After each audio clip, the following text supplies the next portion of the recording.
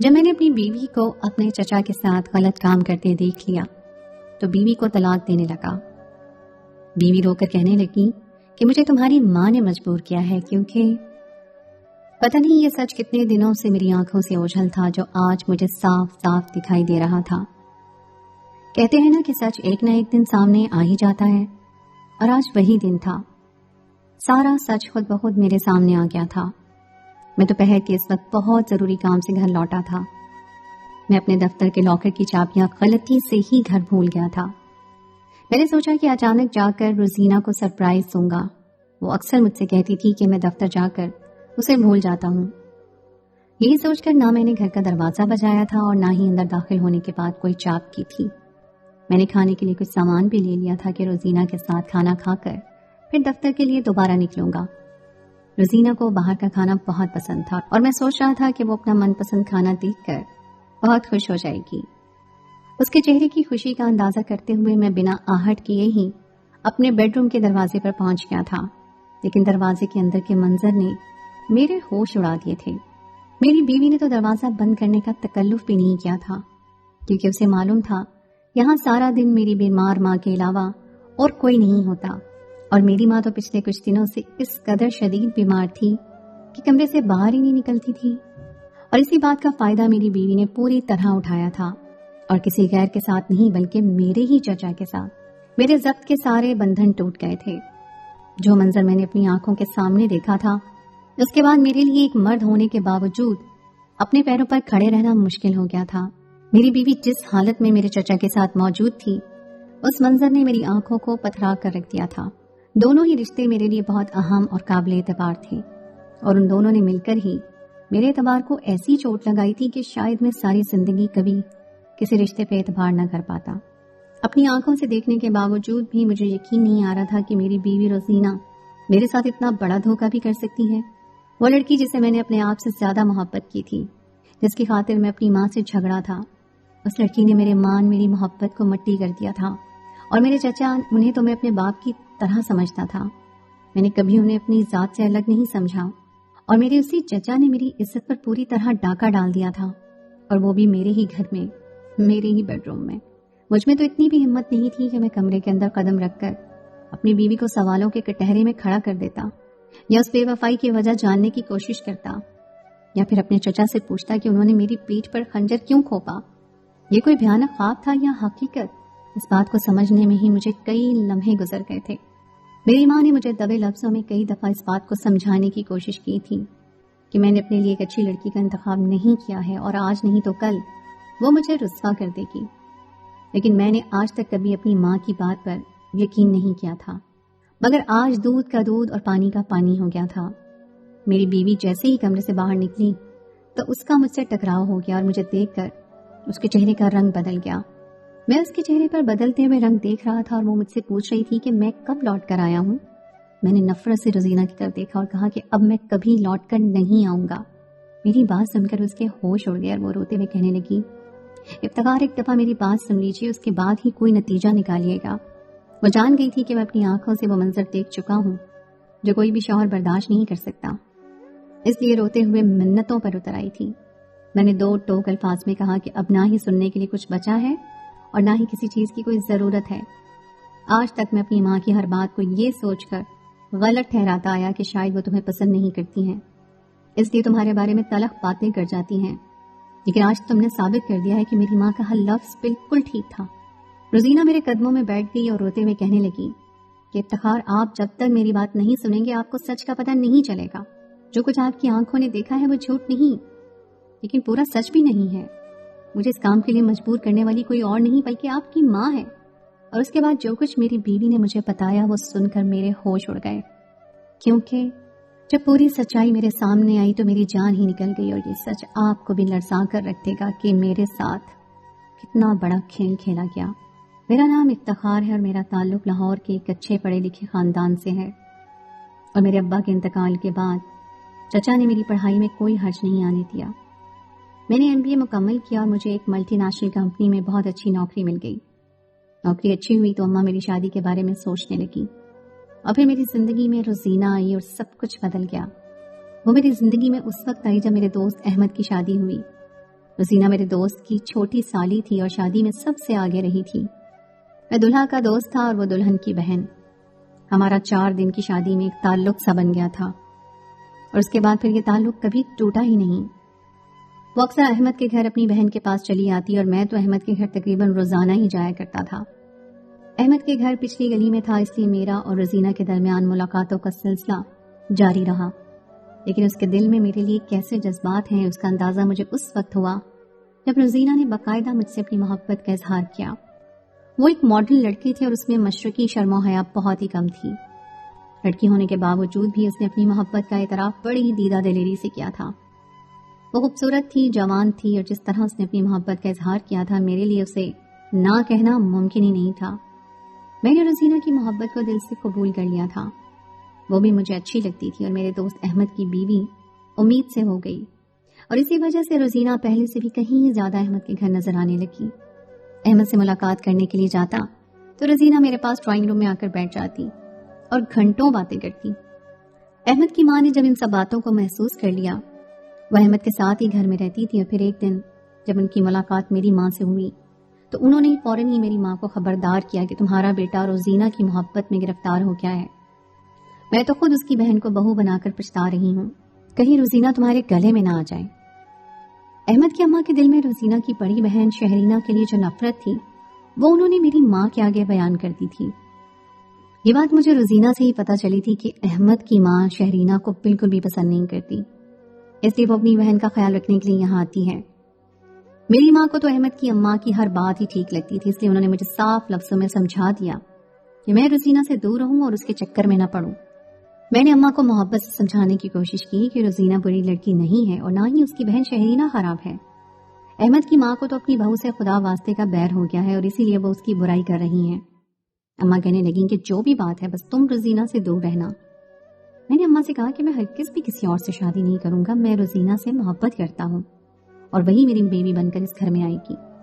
मेरी बात सुनकर उनकी हालत खराब हो गई थी, वो मेरे सामने ज़ारों कतार रोने लगी। मैंने आज तक अम्मा के किसी फैसले के आगे सर नहीं उठाया था, लेकिन रोजीना की मोहब्बत ने मुझे ऐसा करने पर मजबूर कर दिया था। इसी बात ने अम्मा को बहुत सदमा पहुंचाया था। अम्मा के आंसू देखकर मेरा दिल पसीज गया था, लेकिन अगर उस वक्त मैं नरमी का मुजाहरा करता तो रोजीना को हमेशा के लिए खो देता। बस यही सोचकर मैंने अपना दिल सख्त किया और खुद को कमरे में बंद कर लिया। नतीजतन अगले दिन ही उन्होंने रोजीना से मेरी शादी के लिए हामी भर ली। मैं उनका इकलौता बेटा था, उनके बुढ़ापे का सहारा। वो मुझे नाराज नहीं करना चाहती थी। मेरे कहने पर वो रोजीना के घर रिश्ता लेकर चली गई, लेकिन जब वापस आई तो उनके चेहरे का रंग बदला हुआ था। वो कहने लगी कि एक दफा फिर सोच लो, ना ही वो लड़की हमारे जैसी है और ना ही इसके घर वाले। मैं उस घर में तुम्हारी शादी नहीं करना चाहती। मैंने अम्मा को यकीन दिलाया कि जब रोजीना हमारे घर आएगी तो वो भी बिल्कुल हमारे जैसी ही हो जाएगी। अम्मा की बात बिल्कुल ठीक थी कि रोजीना में मशरकी लड़कियों जैसी हया नहीं थी, लेकिन मेरा मानना था कि आजकल के दौर में हर लड़की बहुत ज्यादा खुद एतमाद और मॉडर्न हो गई है। रोजीना भी ऐसी ही थी। ये पहले वाला दौर तो था नहीं कि जब लड़कियां रिश्ता आने पर घूंघट डालकर शर्माती रहती हैं। अम्मा को अंदाजा हो गया था कि मुझ पर उनकी किसी बात का कोई असर नहीं होने वाला, इसलिए उन्होंने खामोशी इख्तियार कर ली और मेरे धूमधाम से रोजीना के साथ शादी कर दी गई। वो हरगिज़ भी वैसी नहीं थी जैसे अम्मा का ख्याल था। उसने आते ही घर संभाल लिया, सारा वक्त घर के काम काज करती, अम्मा की खूब खिदमत करती। अम्मा ही उस पर रोक टोक लगाया करती थी, कभी उसे छत पर जाने से रोकती, कभी बिना चादर के घर से निकलने पर। लेकिन रोजीना ने ना ही कभी अम्मा की बात का बुरा माना और ना ही मुझसे अम्मा की शिकायत की, बल्कि वो तो हमेशा मुस्कुराकर अम्मा से बात करने की कोशिश करती। वो थोड़ी सी मॉडर्न जरूर थी, लेकिन बदतमीज नहीं थी और उसकी इसी बात ने मेरा दिल जीत लिया। मैंने सोचा था कि वक्त के साथ साथ अम्मा का दिल भी रोजीना की तरफ साफ हो जाएगा, लेकिन ऐसा होने के बजाय अम्मा ने रोजीना के बारे में अजीब तरह की बातें शुरू कर दी। रोजीना अक्सर दोपहर के वक्त अपनी बहन शहरीना की तरफ चली जाती और अम्मा मुझे कहती कि वो शहरीना के घर नहीं जाती बल्कि कहीं और जाती है, उस पर नजर रखा करो। मुझे लगा शायद अम्मा को ऐसे ही उस पर शक हो रहा है और इसीलिए मैंने अहमद से भी इस बारे में पूछा, लेकिन अहमद का कहना था कि रोजीना उसके घर दोपहर को आती है और ये बात उसे शहरीना ने ही बताई है। अहमद कहने लगा कि सासों को तो आदत होती है बहू की बुराइयां करने की, तुम अपनी अम्मा की बातों को इतना दिल पर ना लिया करो। एक दिन मैं घर लौटा तो अम्मा कहने लगी कि तुम्हारे चचा आए थे और रोजीना उनके आगे पीछे ही घूम रही थी। रोजीना से कहो कि चचा से जरा दूर रहा करे। अम्मा की बात सुनकर मुझे गुस्सा आ गया। चचा हफ्ते में 1-2 दफा हमसे मुलाकात के लिए आते थे ابا کے انتقال کے بعد انہوں نے ہماری مالی طور پر بہت زیادہ مدد کی تھی کیونکہ ان کے حالات بہت اچھے تھے. چچا جب بھی آتے میرے سر پر ہاتھ رکھ کر مجھے ڈھیروں دعائیں دیتے. میری تعلیم کا خرچہ بھی انہوں نے ہی اٹھایا ہوا تھا. میں نے تو ان میں سے کوئی برائی نہیں دیکھی تھی کہ جس کی وجہ سے مجھے روزینہ کو ان سے دور رکھنا پڑتا. اماں کو تو بس بات کا بتنگڑ بنانے کی عادت ہو گئی تھی. اماں کے آگے میں خاموش ہو گیا، لیکن میں نے روزینہ سے ایک لفظ نہیں کہا. میں اسے کیا کہتا کہ میری ماں تو اس کے ساتھ ساتھ میرے چچا پر بھی بھروسہ نہیں کرتی. مجھے اپنی ماں کی سوچ پر غصہ آ رہا تھا، اور وہ روزینہ کی نفرت میں اتنی آگے بڑھ گئی تھی کہ انہیں چچا کا کردار بھی نظر نہیں آ رہا تھا. مجھے لگا تھا میرے خاموش ہونے سے بات سمٹ جائے گی، لیکن یہ بات میری غلط فہمی میں ثابت ہوئی. روزینہ سارا دن گھر کے کام کرتی. میں جب دفتر سے گھر آتا تو اس کی حالت بہت تھکی ہوئی معلوم ہوتی، مگر اماں تھی کہ ان کی شکایتوں کی فہرست ختم ہی نہیں ہو رہی تھی. ایک شام میں دفتر سے گھر آئے تو چچا ہم سے ملنے کے لیے آئے، اور میرے سامنے ہی انہوں نے روزینہ کی بہت تعریف کی اور کہنے لگے کہ جب سے گھر میں بہو آئی ہے گھر کا ماحول بدل گیا ہے.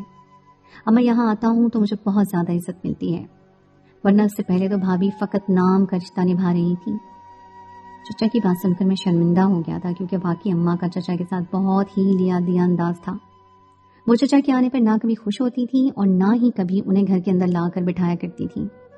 چچا ڈرائنگ روم میں بیٹھتے اور وہیں سے پلٹ جاتے. لیکن مجھے کیا معلوم تھا کہ اماں یہ سب کیوں کرتی تھی اور اس سب کے پیچھے کیا وجہ تھی. اور یہ راز مجھ پر اس وقت کھلا جب میں نے روزینہ کو چچا کے ساتھ دیکھا، اور پھر اس نے مجھے بتایا یہ سب اس نے اماں کے کہنے پر کیا ہے، کیونکہ میری ماں نے اسے مجبور کیا تھا کہ اگر وہ چچا سے رشتہ بنا کر ان کی جائیداد میرے نام کروائیں گی، نہیں تو اماں اس پر الزام لگا کر اسے گھر سے نکلوا دیں گی. روزینہ کہہ رہی تھی کہ ان کی نظر چچا کی جائیداد پر تھی، اور اسی لیے اماں چچا کو ناپسند کرتی تھی، کیونکہ انہیں لگتا تھا کہ میرے ابا کا حصہ بھی چچا نے ہڑپ کر لیا ہے. میں روزینہ کی بات پر حق تک رہ گیا تھا. میری ماں کیسے میرا گھر تباہ کر سکتی تھی، اور وہ بھی چچا کی دولت کے لیے؟ کیونکہ اماں کو تو میں نے کبھی پیسے کے پیچھے بھاگتے ہوئے بھی نہیں دیکھا تھا، اور نہ ہی کبھی انہوں نے میرے سامنے ایسا کوئی ذکر کیا تھا. لیکن روزینہ کے آنسو اور اس کی حالت بتا رہی تھی کہ وہ سچ کہہ رہی ہے.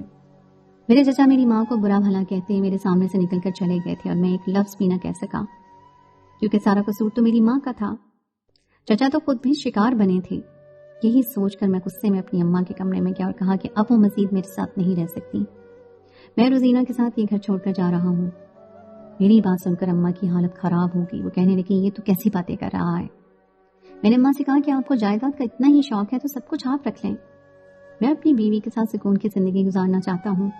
آپ نے تو میری بیوی کو بلیک میل کر کے اس کا چچا کے ساتھ رشتہ بنوا ڈالا، بنا یہ سوچے کہ روزینہ میری بیوی میری عزت ہے. میں اپنا اور روزینہ کا سامان سمیٹ رہا تھا جب اماں ایک چھوٹا سا تھیلا اٹھا کر آئی. کہنے لگی یہ گھر تمہارا اور تمہاری بیوی کا ہے، یہ تمہارے باپ نے تمہارے نام کیا تھا، میرا یہاں کچھ نہیں ہے. یہ کہہ کر اماں لڑکھڑاتے ہوئے گھر سے باہر نکل گئی. میں اس قدر غصے میں تھا کہ اپنی ماں کو روک بھی نہ پایا. روزینہ میرے قدموں میں بیٹھی آنسو بہا رہی تھی اور معافی مانگ رہی تھی. وہ بار بار اپنی مجبوری اور خوف کا ذکر کر رہی تھی. میں نے روزینہ کو سینے سے لگایا اور رار و قطار رونے لگا. میری ماں مجھے چھوڑ کر چلی گئی تھی، لیکن یہ سب کچھ اس کی غلطیوں کی وجہ سے ہوا تھا. پھر مجھے کیا معلوم تھا کہ پوری سچائی کیا ہے.